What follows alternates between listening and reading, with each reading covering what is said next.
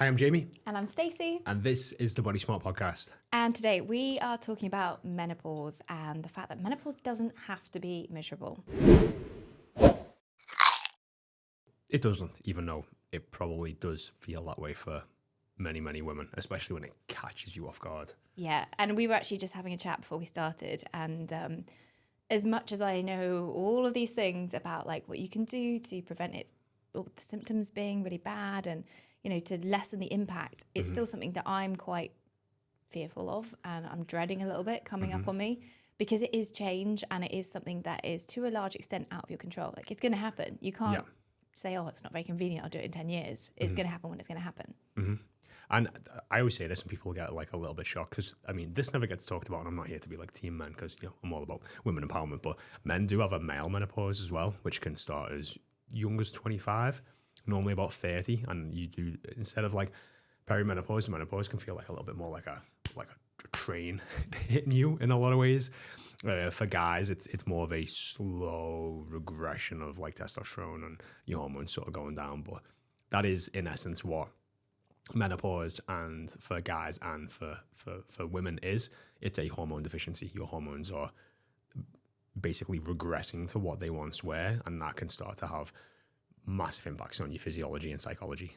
Yeah, so if we just break it down a moment, like what is menopause, what is perimenopause, because these terms get bandied around a lot and actually they're two different things.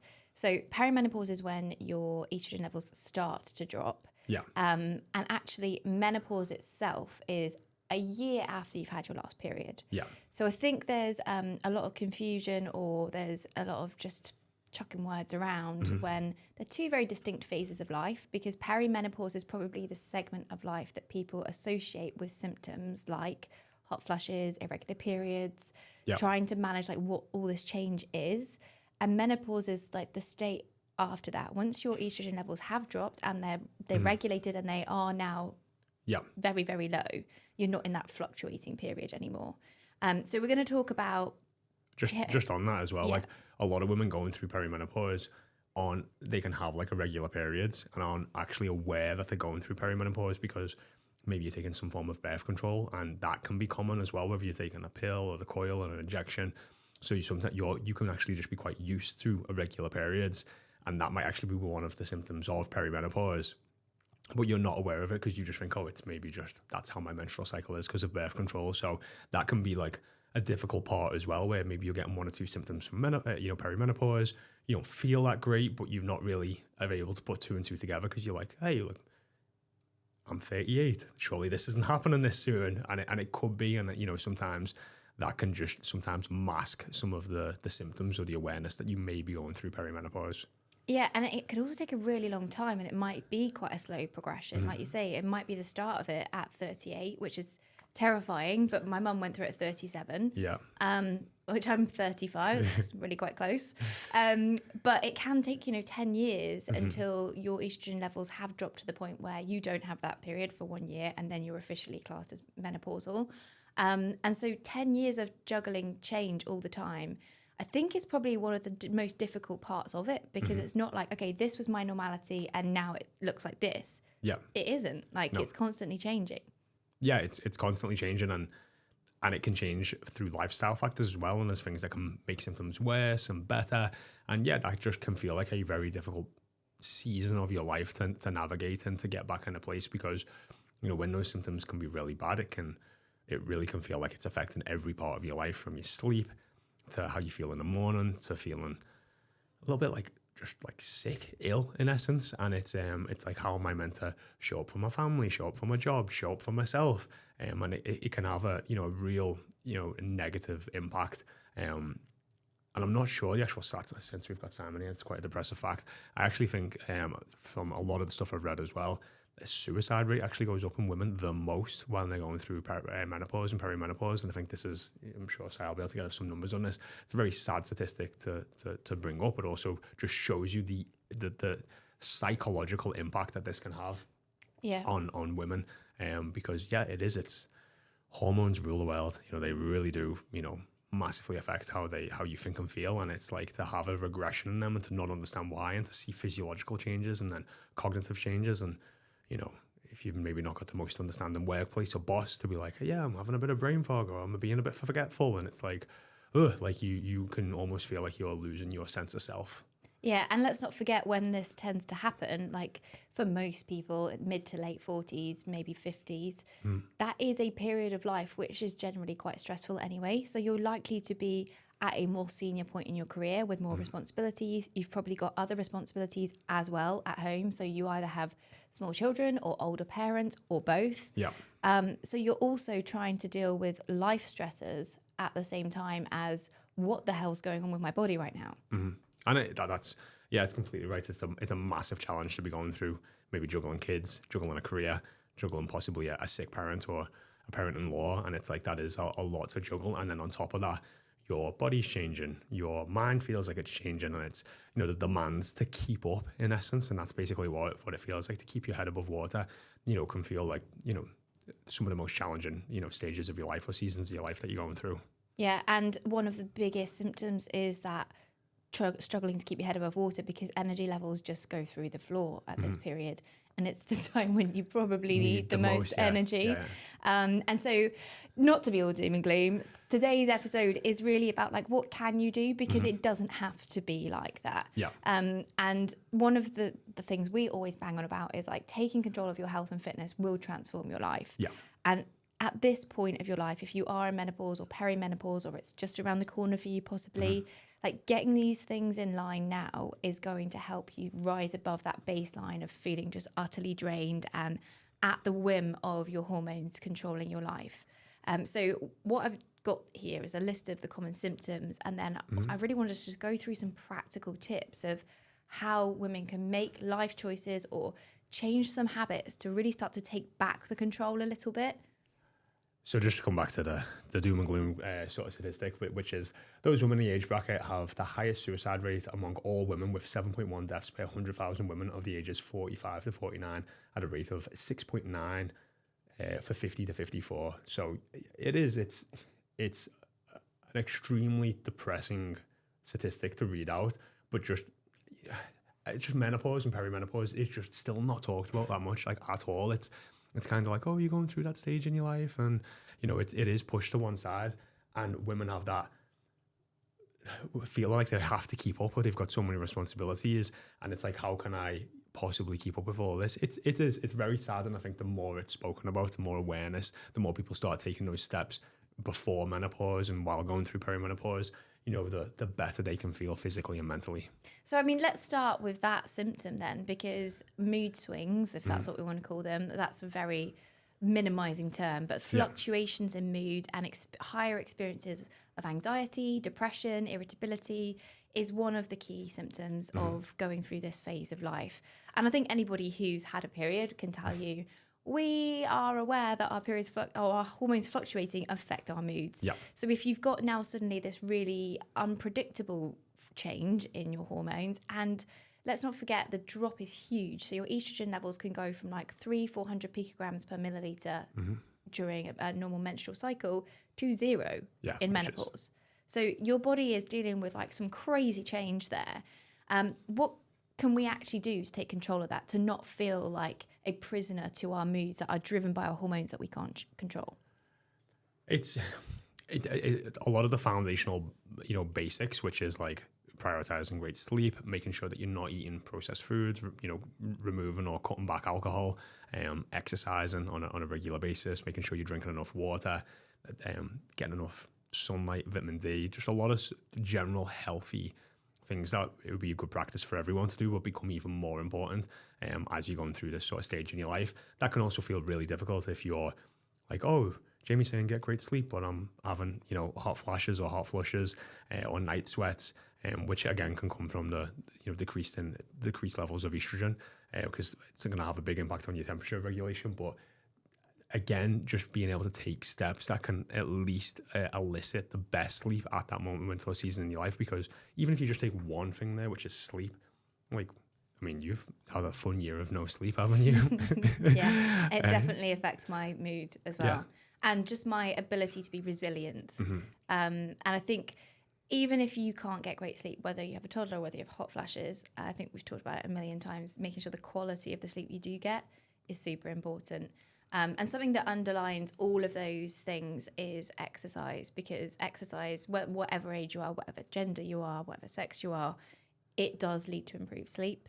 And it also has been shown to improve the risk of, or reduce the risk of depression and anxiety. Again, whether you're male, female, age 20, age 60, but particularly during menopause, there are studies that show a 20 to 30% reduction in the risk of developing anxiety and depression if you regularly exercise. Yeah. So it's one thing, like it's almost, if you improve this one thing, you get all of these benefits. Yeah. And I we're always banging on about moving your body on a consistent basis. I put it on Instagram stories as much as possible. How are you moving your body today? Just constantly remind people this is something like we want to be doing on a regular basis, whether that's going for a walk, having a dance, just getting active in some way. But exercising and doing that, it's going to improve your mood. It's going to give you great circulation. It's going to improve your sleep. It's just going to make you feel better, and that can feel again really difficult if your energy levels are low, or your temperature is going through the roof, or you've not had great sleep, but still just making a point of showing up and doing, something is always better than nothing. And just having that mentality of just showing up and getting something done regardless. And if it's not your best workout, that's okay. The most important part is just consistently showing up. I think something you said there just reminded me. I had a client once who hated exercising because she just gets so hot. And that would stress her out, and then she'd get panicky because she got so hot, and then she'd be like, everyone's looking at me because I'm getting so sweaty. And if that is you at the moment where these hot flushes come over and it just feels like suffocating because you get so hot and panicky and it just feels horrible, just changing the expectation of what exercise needs to be is really important as well. So with this client, we actually started swimming because the water's a bit cooling, and it doesn't have that same connotation of I have to be red in the face and panting. I can still get a good workout. You don't really know you're sweating. That's exactly. I used to always find that funny. I was like, "Do you sweat when you swim?" And I was like, "That's just because you wet, Jay." But it's kind of maybe changing the paradigm of what you expect of yourself is really important at this time in life. If everything that we're talking about, but even with exercise, if previously you've been a regular exerciser and that looked like, I don't know, doing HIIT classes or going to a spin session, and now the concept of doing that just feels really awful. That's okay. You can change. You can decide to start swimming. You could just go for a walk. But the exercise happening is what's important. Yeah, definitely. It's and that can be difficult because we are creatures of habit, and we do, we get into routines and patterns. And if you've always done something that's worked for you and worked well, and now this season of your life is happening and it's almost forcing you to change, it's just having that adaptive and growth mindset towards and be like, okay, I can feel this is changing. I am going to have to adapt and move and change with this. And being able to do that is just showing the resilience that you have, which is such a key trait for life and definitely as you go through many seasons. And so we've talked about exercise in terms of the benefits to mood, which there are studies and studies at the yin yang on that. The other thing that is really highly evidenced in terms of improving mood and depression and anxiety, again, regardless of stage of life, is making sure you get your omega-3s. So there's very few supplements that you and I would put our name to and say, everybody should do this. But I think this is one of them. Yeah, it's something I've taken for years now. And it's, like you said, there's plenty of benefits and studies that have been shown to back this up. But getting enough omega-3s is one of the few supplements. I'm very cautious because with supplements, I'm always like, you'd want to get somebody to get blood work done and to, make sure that hey, you're actually supplementing for the things that you possibly are deficient in. But, when you see just universal things that people are deficient in, not getting enough omega-3s, vitamin D, even just a standard multivitamin can be great for a lot of people. So it's just, even if you are having the most nutrient-rich diet, foods aren't as nutrient-rich as they used to be. So, taking those steps, even I think there's studies that have shown that even surfers in California still don't get enough vitamin D through their skin. So, there's just there's a lot of stuff to back that up. But again, always taking somebody's supplements can be great, but then just if you can afford to and get a blood test every 6 months or 12 months and test some of these things, it's going to allow you to, be smarter with your supplement choices. Yeah, and also making sure that you're checking the supplements that you do end up purchasing have got good provenance and they're safe and all those good things. But those are two of the big things that we would say can help you address the mood side of things. Exercise probably the biggest one. Exercise is huge, you know, and it's always, you know, perimenopause and menopause, you know, making sure that you're exercising on a regular basis is gonna do wonders for your mood. I mean, I feel like it's been like a lifesaver for me personally, you know, and it still is. It's that anchor and that reset button for me. So, you know, I have a very healthy relationship with exercise in that way, because it's the one thing that I feel like grounds me on a consistent basis. So that's always been like a worry of mine. Like, oh, if something happened to me, like I would if I broke both my legs, I'd be like, right, I'm gonna hand bike. You know what I mean? I just need a way of blowing off that steam. I feel like very almost reliant on it to an extent. And I've spoke to many people and realized I probably need it more than others, but like everyone needs it. Like we are not meant to just be sedentary and not move and just eat highly processed foods. It's just not good, and it's a vicious cycle to get stuck into. So making sure that you're consistently exercising forever, especially through perimenopause and menopause, is so important. Yeah, and yet there's a stat that I found earlier, which is 60% of women in the US going through menopause do not take the recommended levels of physical activity. So that's the majority. And the recommended levels is like 150 minutes a week, which is not a big ask. So if you feel like, actually, I'm one of those 60%, then just taking some small steps in the right direction can help. And actually, once you start to see the benefits, it becomes easier to keep that up and to build on it. So don't feel like we're saying you need to go and start CrossFit, or like you need to start doing 5 workouts a week. Yeah. For a lot of people, I think just like small and often is better. Just in the sense of like, it allows you to flex that muscle of consistency. If you were to be like, oh, I'm going to do 2 75-minute sessions, that can feel like a hell of a lot to do. And you'd be like, oh, I'll do it tomorrow. I'll do it on Thursday. I'll do it. And then the week goes, you know, versus just being like, hey, you know what? I'm going to do 20 minutes today. You know, I'm just going to get up and get it done. I'm going to do 20 minutes tomorrow. You know, and you build that muscle of consistency. You remove as much decisions, because you're just saying like you're going to do it on a more consistent basis. And then, you know, over time you can start to flex that up or down, or move the days, but you're really making it a non-negotiable, just like you would with going to work or other parts of your life is highly advised. Yeah, and it actually contributes to helping pretty much every menopause symptom. So something that seems to make sense actually when you think about it is the more exercise you do, the frequency and intensity of hot flashes reduces. So whether it's, I mean, I don't know and read all of the detail of the study, whether they're actually reduced or whether your tolerance maybe changes, I don't know. But it doesn't really matter if your lived experience is that the symptom doesn't feel as bad as it used to. Yeah, which is a huge win, isn't it? If that's something that's affecting your sleep, affecting your day to day. I mean, I watch my mum go through so many hot flushes and flashes. Like I'd just be in the living room with her, and the next minute she's like opening all the windows and turning the heating off, and I'm like, what's going on? And she's like, it's just really hot. I'm like, all right, I'm gonna go put a hoodie on then, because it's, you know, like she's burning up, and I'm, you know, at the same time I'm just like, it's freezing here, it's like winter. So, you know, I watched her personally, you know, go through a lot of that herself, and that is something that I do remember. I think she started exercising about 54 consistently, and you know, it was very difficult to get my mum to start exercising, and like felt really embarrassed and everything else. But she said like all her symptoms that she was getting, you know, from being, you know, menopausal, like reduced drastically, and she felt a hell of a lot better after doing them. Wasn't the easiest to get her to stop drinking. Still haven't managed to get that one on her. Still a little bit too much wine, but she's in the gym 4 times a week. And I'm definitely proud that she's doing that consistently. Yeah, and actually, before we skip over that, alcohol is, at the best of times, an added stressor on your body, and it increases inflammation, and it stops you making the best food choices. It reduces your inclination to go work out in the morning, but it's also shown to increase symptoms and hot flashes, and also the bigger picture things that come along with menopause, like your risk of heart disease and your risk of osteoporosis. So I hate the fact that we have to say this, because both of us love a drink, but we really shouldn't drink as much as we do. And if you're struggling with these symptoms, it can be something that's worth trying, like, even if it's just for a few weeks, just cutting back on the alcohol and seeing, can I feel a tangible benefit?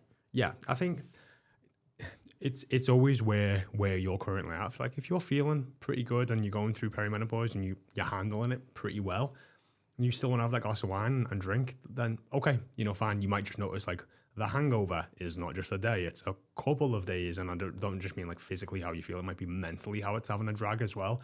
But then if you are somebody that is feeling awful at this moment or the season in your life, really looking to limit or just cut out alcohol is going to be a very smart move, just until you get yourself back to a more normal level of feeling like you again. Yeah, and I think when you start to zoom out and look at all parts of your life, at this time, this season of your life, is a really good time to kind of reset what's normal for you, because your body's going through changes. Your lifestyle probably through this period of perimenopause is going to be going through a season of change, just because of the fact of being where you are in your stage of life. And so it's a really great opportunity to decide, like, is this the path that I want to stay on? Or is this the kick in the butt that I need to choose, like, the rest of my life wants to be slightly different and I want it to look like this. Yeah. And to then create that lifestyle. Which, can be difficult. Like we said before, if you're juggling kids and a career and a possible parent or parent-in-law, I mean, it's like, this is now another thing I've got to give action to. But, everything has a cost. And if you, choose not to acknowledge this, the cost can be extremely severe in terms of your mental health, but and then also like how maybe your physical appearance and also your physical health. So they're not small things to just overlook, and they do have a cost. And if you're starting to feel the side effects of that to an extent, or the knock-on effects of perimenopause or menopause, it's worth addressing now instead of letting things get worse, because then it will just get harder and harder to take action. Sorry to interrupt. If you are enjoying today's chat, then please do follow or subscribe on your podcast provider to make sure that you don't miss out on any of our episodes, and to help keep us bringing new content to you. And let's talk about the physical changes that you just alluded to there. Something that the reason many clients end up coming to speak to us at BodySmart at this time is because they feel like their body is changing in a way that doesn't make sense to them. They're eating healthy, they're working out, but somehow they've got this belly fat that they never had an issue with before. Yeah, which is, I mean, I don't think anyone's ever just going to be like, I'd love to just gain some belly fat. You know what I mean? Like, no one's ever like, that's a nice surprise to happen. You know what I mean? It's never a great... Yeah, it's never a great thing to happen, especially if you don't feel like you've changed too much, especially if you feel like you're doing all the same things and then your physicality has just changed. But, there is a physiological reason why this happens. Which is the changes in your hormones and the changes in estrogen. I think you've got a better explanation than this on me. Yeah, well, so basically your estrogen levels during the part of your life when you're menstruating, they are there and they're cycling through because they are preparing your body to become pregnant every single month. And so part of your body being ready to be pregnant is having adequate fat stores in a place that can be metabolized easily to feed that growing baby. And that just happens to be your hips and your thighs. Which makes sense. Yeah. I mean, actually, I personally think being in your tummy seems to make more sense, because that's where the baby goes. But whatever. Yeah. That's not what evolution's decided. It's your hips and your thighs. And so whilst you're menstruating, that's where your body's kind of default storage pouches are. It's going to send any extra fat down there because that's where it wants to pull it from when you do eventually, if you get pregnant. Once that estrogen level drops off, the signal isn't there to say, right, these are baby stores, so we don't need to send it to your hips and your thighs. Like, how many guys have you seen with like a fat ass? A fat Probably ass, want of a better term. It's not where they tend to carry it. They tend to carry it around their middle.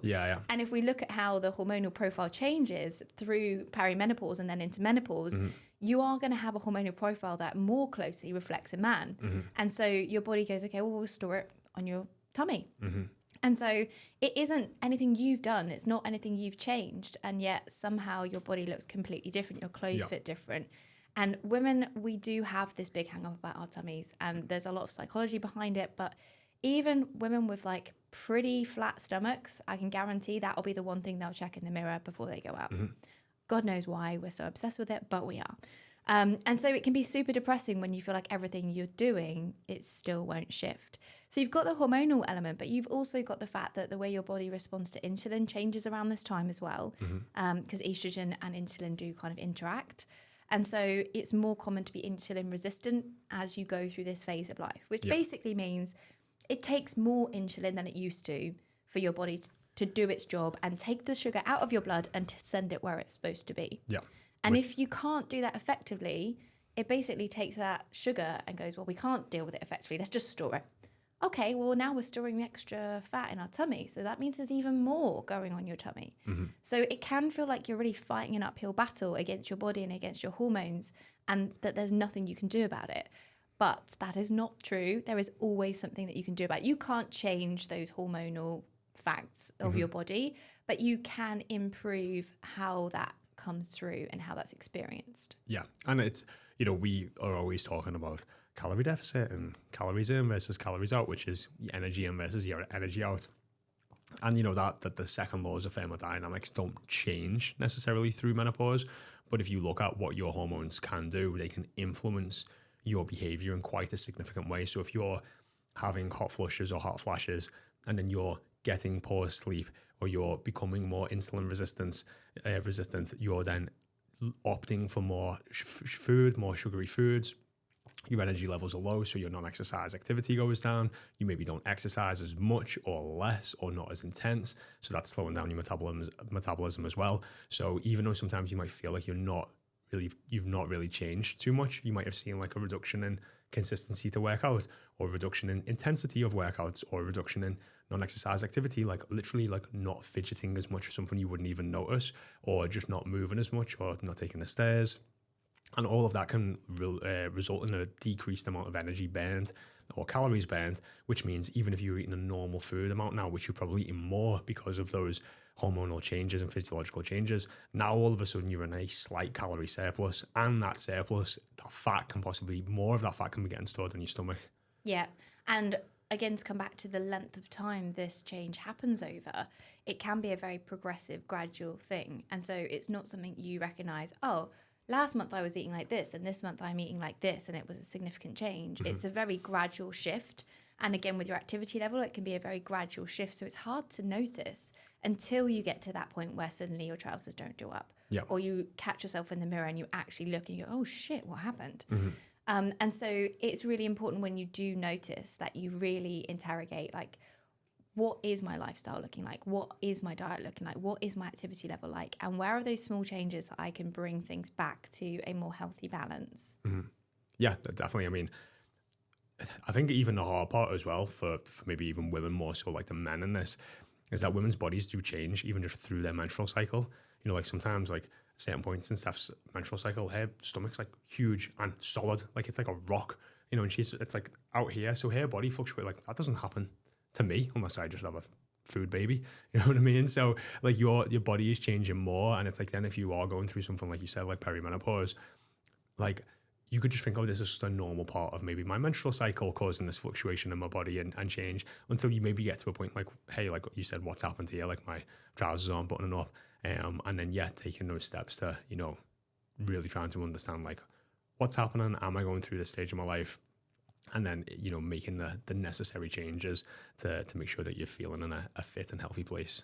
Yeah. And if you are feeling like, I've done all that and it's still not working, then it might not just be a case of calories in and calories out. Because one of the things that we find super common with clients that come to us is they go, right, I just need to have a calorie deficit. Cool, I'll just eat less. And so then they start eating like 1,100 calories, 1,200 calories. And this begins this vicious cycle where then they've got even less energy. They're actually really undernourished. And so different parts of their body, different parts of their hormone systems are not working properly. And so actually they're undermining their own attempts to try and get healthier. Because in effect, that's what we're talking about. We are trying to lose weight, but we're trying to feel better. Yeah. I mean, everything that we do is often, most of the actions that we take are often to generate a feeling.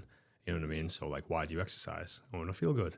Or like, why do we do so many different actions? It is often just to generate a feeling, or the feelings that those actions, give us. So when it comes to, feeling overall better, if you value looking a certain way, then yes, taking certain actions to look a certain way again is going to hopefully make you feel better. But, you really just want to make sure that you're trying to think of the best way of just breaking this down. just putting yourself first, and putting yourself first looks like now can just be different, and that's okay. But like, it is going to require a little bit of work, and you being mindful. Yeah, and also, I mean, my biggest point on this is don't rely on your diet alone, because it can get you to lose weight overall, and therefore your tummy will reduce overall. But if you don't change what you're eating, and you don't change maybe even how you're exercising, that tummy might still stay in proportionally feeling big. You might be smaller overall, but your tummy might still feel big. And so it's often a bit of a game changer when we get our clients to really focus on their fiber, really focus on their protein, really make sure their 80% of their diet is unprocessed foods, and lift some weights.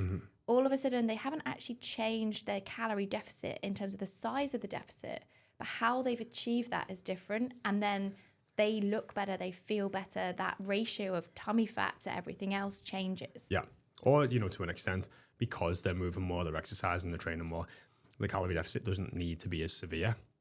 So that means you're getting more overall calories, which means more overall minerals, nutrients, and that is always the risk that you run. And if you're somebody that's shorter, like sub 5'2", 5'3", and lighter already, like, you're already going to need fewer calories than the next person. If you're then putting yourself in a large calorie deficit, and I have seen women do sub 1,000 calories, that is just not a lot of food. You know what I mean? Like, it's just not, like, probably not having a regular stool. And again, that's kind of, not surprising if you're eating 900 calories a day and getting no fiber, so there's a catch-22 to that as well, which is like, oh yeah, I'll just eat less.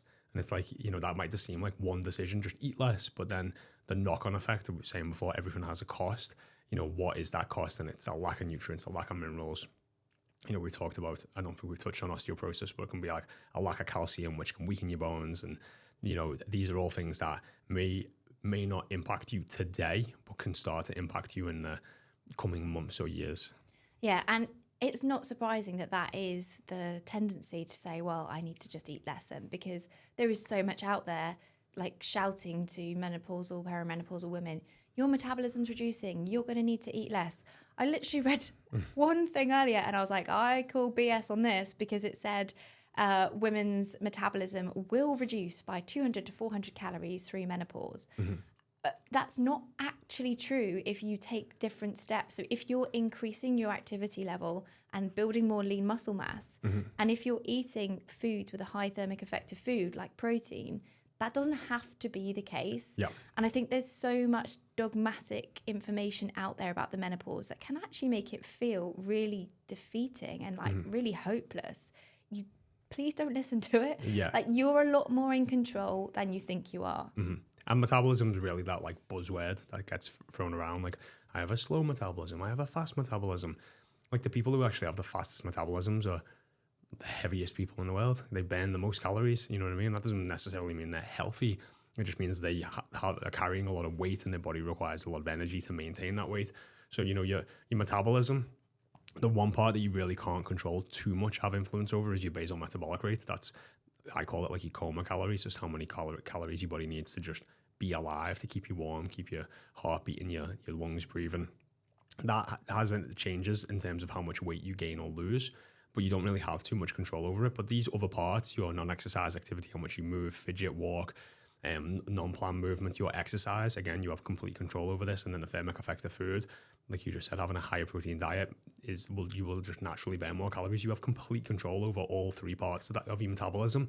And often people just lump metabolism into one word, and it's like, oh, I'm going through menopause, my metabolism's slower. And it's like, well, no, your hormones could influence could influence you to then take certain actions that slow down your metabolism. But if you have the awareness around this, you can have complete control over the controllables and keep your metabolism in a really healthy place. Yeah, and I know Jaymie just sounded like he went off on a science lesson there. Sorry. But what we're basically saying is metabolism isn't a one thing, and it is something that you actually have quite a lot of control over. And when we come back to our list of symptoms of fatigue, of night sweats, of mood disorders, of hot flashes, of weight gain, actually all of these things can be addressed by the same things that are going to boost your metabolism, which is exercising regularly, lifting some weights, eating a high protein, high fiber, whole food based diet, and getting some sleep if you can. Yeah. And walking, moving your body on a regular basis. But like, I really do see these as like the foundation, the foundational basics that will benefit you at all areas of your life, all stages of your life, but are almost like a necessity at this stage in your life. Yeah. And if it does feel like there's just too much to try and manage and there's too many other demands on your time and you don't even know where to start, what would be your key takeaway? The key takeaway to get started is to ask for help, to be honest. If you're struggling, do not feel like this is something that you just need to go through on your own. Like, there is no one size fits all blueprint here. There are some foundational things that work for everyone when it comes to movement and training and exercise. But, for some people, they feel stuck, and, communicating and speaking to someone about this, can be a huge first step. Even speaking to your doctor can be a huge part. We haven't really touched on the HRT side of things, which is, as we started at the start, menopause is a hormone deficiency, and it is something that eventually a lot of women do go on to. And there's no judgment around that. Some women need to go on it right away at the start. Some women go on it right at the end of menopause. Some women never go on it. There should be no judgment around that. If your symptoms around menopause are causing you so much havoc, and like going to the gym just feels like too much exercise, too much effort, and just too hard, and maybe taking something like HRT makes you feel like you again, and then actually allows you to go and take those actions that make you feel healthier, like fantastic. It is about playing detective and finding what works for you through this season of your life, and not just letting life happen to you, because it can and will often get worse, and that's not what we want for anyone. No, I think you just really made a good point there about the using HRT as a tool within a toolbox, because it's not just a fix. It's not just take HRT and then everything will be wonderful again. Yeah. It's using it to help lay a foundation where actually then tackling some of the other things might feel easier, or the interaction between the HRT and some of the other steps you're taking then compounds and you feel way better. Yeah. So it's definitely something to explore, but alongside also reviewing like my lifestyle, my diet, my sleep, my stress management. We haven't even talked about stress management. Yeah. But if you're stressed and you've got all this stuff going on, you can only imagine how much more actual stress your body's going through. So asking for help is a great place to start. And whether that's through friends, like sometimes just talking about it and finding out what other people are doing is really helpful. Or your mum, your friend's mum, trainers, that there's a wealth of information on social media and the internet nowadays, and sometimes that can get overwhelming and confusing. But, just like speaking to people firsthand and just not letting this be like a topic that gets brushed under the carpet and kind of forgotten about, like, oh, like, what are you moaning about now? Like, what do you mean it's just like it is like you're having a physiological change that can have an impact on every area of your life. Do not play that down. Yeah, and it is a conversation that's starting to come out more in the open, but it definitely needs some encouragement. So be part of the change. Yeah. Definitely don't be afraid to discuss it, with your partner. If you feel like in the past that might have been a bit of a taboo subject because he's a guy and you're a woman. Actually, like, this is as much going to affect his life as your life. So have those conversations. Yeah, 100%. You've been listening to the Body Smart podcast, and as you know by now, we are super passionate about helping women change their lifestyle for the better and achieve the body of their dreams in a healthy and lasting way. So if this sounds like the support that you need, then go over to the show notes and click to find out more and apply for our amazing one-to-one coaching.